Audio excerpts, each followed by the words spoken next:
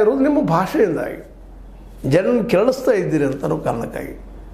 ಪಾಪ ಮುಗ್ಧ ಹುಡುಗರು ಈ ನಮ್ಮ ಅದರಲ್ಲೂ ವಿಶೇಷವಾಗಿ ಈ ಬಜರಂಗ ದಳದ ಮಕ್ಕಳಾಗಿರ್ಬೋದು, ಶಿವಸೇನೆ ಮಕ್ಕಳಾಗಿರ್ಬೋದು, ಇನ್ನೊಂದರ ಮಕ್ಕಳಾಗಿರ್ಬೋದು, ಪಾಪ ಅವ್ರಿಗೆ ಗೊತ್ತಿಲ್ಲ. ಅಲ್ಲಿಯೂ ಶೂದ್ರ ಮಕ್ಕಳಿದ್ದಾರೆ. ಅವರು ನಮ್ಮನ್ನು ಯಾವ ರೀತಿ ಶೋಷಣೆ ಮಾಡಿದ್ರು ಪಾಪ ಅವ್ರಿಗೆ ಕಲ್ಪನೆ ಇಲ್ಲ. ಅಂಥವ್ರು ನಮ್ಮ ಮುಂದಿಟ್ಟುಕೊಂಡು ನೀವು ಇವತ್ತು ದಂಗೆ ಎಬ್ಬಿಸುವಂಥದ್ದು, ಮಾಬ್ ಲಿಂಚಿಂಗ್ ಮಾಡುವಂಥದ್ದು, ಮತ್ತೇನೋ ಮಾಡುವಂಥದ್ದು, ಇವೆಲ್ಲ ಮಾಡೋದಕ್ಕೆ ನೀವು ಕಾರಣಕರ್ತರಾಗ್ತಾ ಇದ್ದಾರೆ, ಬೆಂಬಲಿಸ್ತಾ ಇದ್ದೀರಿ ಅನ್ನೋದು ಇವರೆಲ್ಲರ ವಾದ. ನಿಜವಾಗಿ ನೀವು ಬಸವಣ್ಣನ ಫಾಲೋವರ್ಸ್ ಆಗಿದ್ದರೆ ನೀವು ಮಾದ ಅಂತಿರಲಿಲ್ಲ. ಬಸವಣ್ಣ ನಿಜವಾಗಿಯೂ ಆನು ಹಾರುವೆನೆಂದರೆ ಕೂಡಲ ಸಂಗಮದೇವ ನಗುವನಯ್ಯ ಅಂತೇಳಿ ಸ್ವಚ್ಛವಾಗಿ ಅಂದು ಹಿಂದುತ್ವ ನೀವೇನು ಇವತ್ತು ವಾದ ಮಾಡ್ತೀರಿ, ಅದು ವಿರೋಧ ಮಾಡಿದಾರೆ. ಮನುಸ್ಮೃತಿಯನ್ನು ವಿರೋಧ ಮಾಡಿದ್ದಾರೆ. ಉಪನಿಷತ್ತುಗಳಲ್ಲೇ ಮೇರುಕೆಗಳನ್ನು ವಿರೋಧ ಮಾಡ್ತಾ ಇದ್ದಾರೆ. ವೇದಕ್ಕೆ ಅವರೇ ಕಟ್ಟುವೆ ಅನ್ನೋದು ವಚನ ಒಂದೆರಡು ಹೇಳವರು, ಅದು ಅವರ ಆತ್ಮ. ಇದನ್ನೆಲ್ಲ ನಾವು ಇವತ್ತು ತಿಳ್ಕೊಂಡು ಮಾತಾಡಬೇಕಾಗ್ತದೆ.